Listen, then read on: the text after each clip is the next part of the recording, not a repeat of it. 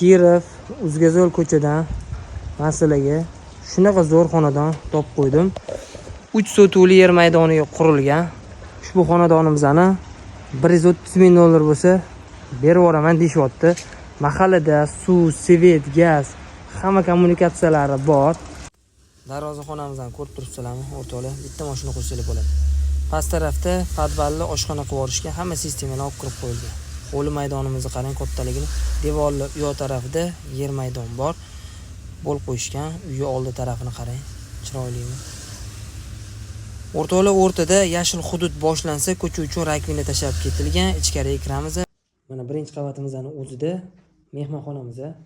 Mehmonxona ko'rasizlar, patologlar gipsokarton qo'qilgan. Bu yoqdan ikkinchi qavatga chiqsak bo'ladi. Birinchi qavatimizning o'zida yuvinish xonalari, hojatxonalari hammasi bor. Mana ko'rib turganingizdek, hammasini olib kirib qo'yishgan. Ikkinchi qavatimizning o'zida xo'l bo'ladi. Bu yoq taraf xo'l qilib qo'yishgan.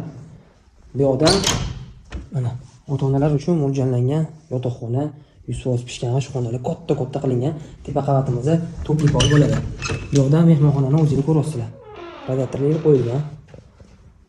Bu yana общий sanuzelari mana joylashgan, hojatxonalari, mana to'pli pol.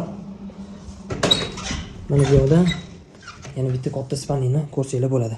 Romlari hammasi bu yoniga, tashqariga, mehmonxonaga, holiga qaragan. Juda ham chiroyli, narxiga juda ham ishkaladi.